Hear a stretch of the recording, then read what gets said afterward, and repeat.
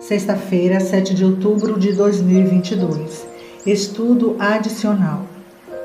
Educação, página 15 a 18, conhecimento do bem e do mal. A ciência do santo é a prudência, une-te, pois, a ele. Nossas ideias acerca da educação têm sido demasiadamente acanhadas. Há a necessidade de um escopo mais amplo, de um objetivo mais elevado. A verdadeira educação significa mais do que a prossecução de um certo curso de estudos. Significa mais do que a preparação para a vida presente. Visa o ser todo e todo o período da existência possível do homem. É o desenvolvimento harmônico das faculdades físicas, intelectuais e espirituais. Prepara o estudante para o gozo no serviço deste mundo e para aquela alegria mais elevada por um mais dilatado serviço no mundo vindouro. A fonte de semelhante educação é apresentada nestas palavras das Escrituras Sagradas referentes ao Ser Infinito. Nele estão escondidos todos os tesouros da sabedoria. Colossenses 2:3. Conselho e entendimento tem ele. Jó 12:13. O mundo tem tido seus grandes ensinadores, homens de poderoso intelecto e vasto poder investigativo, homens cujas palavras têm estimulado o pensamento e revelado extensos campos ao saber. Tais homens têm sido honrados como guias e benfeitores do gênero humano. Há, porém, alguém que se acha acima deles. Podemos delinear a série dos ensinadores do mundo no passado até o ponto a que atingem os registros da história. A luz, porém, existiu antes deles. Assim como a lua e as estrelas de nosso sistema planetário resplandecem pela luz refletida do sol, assim também os grandes pensadores do mundo, tanto quanto são verdadeiros, os seus ensinos refletem os raios do sol da justiça. Cada raio de pensamento, cada lampejo de intelecto procede da luz do mundo. Muito se fala presentemente acerca da natureza e importância de uma educação superior. A verdadeira educação superior é transmitida por aqueles com quem estão a sabedoria e a força. Jó 12:13. A mente humana é colocada em comunhão com a mente divina, o finito com o infinito, o efeito de tal comunhão sobre o corpo. O espírito e a alma está além de toda estimativa. Encontra-se nessa comunhão a mais elevada educação. É o próprio método de Deus para o desenvolvimento. Une-te, pois, a ele. Jó 22:21. É sua mensagem à humanidade. O método esboçado nestas palavras foi seguido na educação do pai da nossa raça. Era assim que Deus instruía a Adão quando se achava no Éden, na glória de sua varonilidade impecável. A fim de compreendermos o que se acha envolvido na obra da educação, necessitamos considerar tanto a natureza do homem como o propósito de Deus ao criá-lo.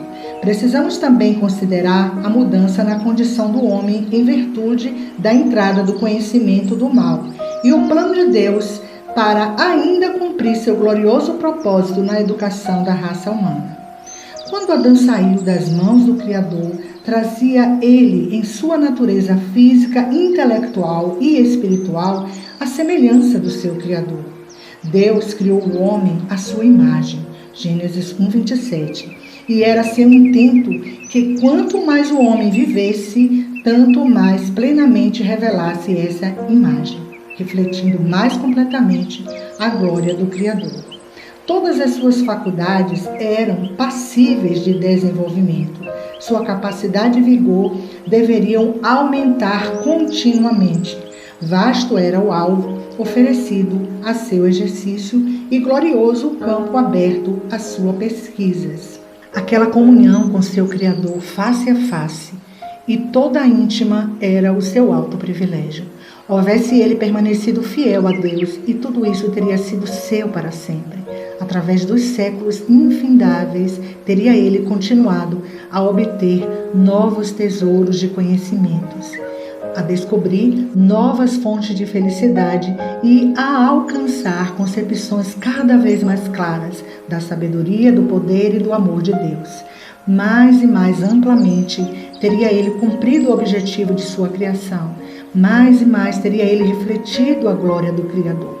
Pela desobediência, porém, isto se perdeu. Com o pecado, a semelhança divina se deslustrou, obliterando-se quase. Enfraqueceu-se a capacidade física do homem e sua capacidade mental diminuiu. Ofuscou-se-lhe a visão espiritual. Tornou-se sujeito à morte. Todavia, a raça humana não foi deixada sem esperança. Por infinito amor e misericórdia, foi concebido o plano da salvação, concedendo-se um tempo de graça, restaurar no homem a imagem de seu autor, levá-lo de novo à perfeição em que fora criado, promover o desenvolvimento do corpo, espírito e alma, para que se pudesse realizar o propósito divino da sua criação. Tal deveria ser a obra da redenção. Este é o objetivo da educação, o grande objetivo da vida. O amor, base da criação e redenção, é o fundamento da educação verdadeira. Isto se evidencia na lei de Deus. O primeiro grande mandamento é: amarás o Senhor teu Deus de todo o teu coração e de toda a tua alma e de todas as tuas forças e de todo o teu entendimento. Lucas 10, 27. Amá-lo a Ele, ser finito e onisciente, de toda força, entendimento e coração, implica o mais alto desenvolvimento de todas as capacidades. Significa que, no ser todo, corpo, espírito, alma, deve a imagem de Deus ser restaurada. Semelhantemente ao primeiro, é o segundo mandamento: amarás a teu próximo como a ti mesmo. Mateus 22, 39.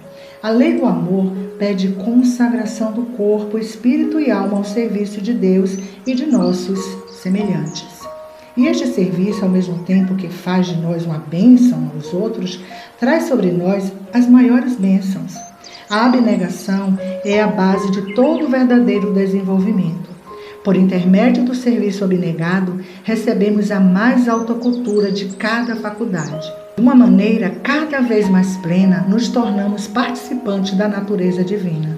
Somos habilitados para o céu. Adão e Eva adquiriam o saber mediante a comunhão direta com Deus. E, acerca dele, aprendiam por meio de suas obras.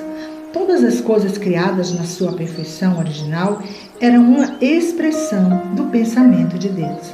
Para Adão e Eva, a natureza estava repleta de sabedoria divina. Pela transgressão, porém, o homem ficou privado de aprender de Deus mediante a comunhão direta e, em grande parte, mediante suas obras. A terra, corrompida e maculada pelo pecado, não reflete senão palidamente a glória do Criador. É verdade que suas lições objetivas não se obliteram. Em cada página do grande livro de suas obras criadas, ainda se podem notar os traços de sua escrita. A natureza ainda fala do seu Criador. Todavia, estas revelações são parciais e imperfeitas. E em nosso decaído estado, com faculdades enfraquecidas e visão restrita, somos incapazes de as interpretar corretamente. As Escrituras Sagradas são a perfeita norma da verdade e, como tal, elas se deve dar o mais alto lugar na educação. Para se obter uma educação digna destes nomes, devemos receber um conhecimento de Deus, o Criador, e de Cristo, o Redentor, como se acham revelados na Palavra Sagrada. Cada ser humano criado à imagem de Deus é dotado de certa faculdade própria do Criador. É a obra da verdadeira educação desenvolver esta faculdade, adestrar os jovens para que sejam pensantes e não meros refletores do pensamento de outrem. Em vez de limitar o seu estudo ao que os homens têm dito ou escrito, sejam os estudantes encaminhados às fontes da verdade, aos vastos campos abertos a pesquisas na natureza e na revelação, que contemplem os grandes fatos do dever e do destino, Em vez de educados fracotes, as instituições de ensino poderão produzir homens fortes para pensar e agir, homens que sejam senhores e não escravos das circunstâncias, homens que possuam amplidão de espírito, clareza de pensamento e coragem nas suas convicções. Uma educação assim provê mais do que disciplina mental, provê mais do que adestramento físico, fortalece o caráter, de modo que a verdade e a retidão não são sacrificadas ao desejo egoísta ou ambição mundana. Fortifica a mente contra o mal, em vez de qualquer paixão dominante tornar-se um poder para a destruição. Todo motivo e desejo é posto em harmonia com os grandes princípios do que é reto. Ao meditar-se sobre a perfeição do caráter de Deus, a mente se renova e a alma é restaurada à sua imagem. Como poderia a educação ser superior a isto? O que se poderia igualar ao seu valor? Porque a aquisição da sabedoria é melhor que a dos rubis. Jó 28, 15 a 18. A semelhança com Deus é o alvo a ser atingido. À frente do estudante existe aberta a senda de um contínuo progresso. Ele tem um objetivo a realizar, uma norma a alcançar, os quais inclui tudo que é bom, puro e nobre. Ele progredirá tão depressa e tanto quanto for possível em cada ramo do verdadeiro conhecimento, mas seus esforços se dirigirão a objetos tanto mais elevados que os meros interesses egoístas e temporais, quanto os céus se acham mais altos do que a terra. Locução: Leda Maria Teixeira. Bom dia, com saúde e alegria. E não esqueça, deixe seu like, comentário e se inscreva.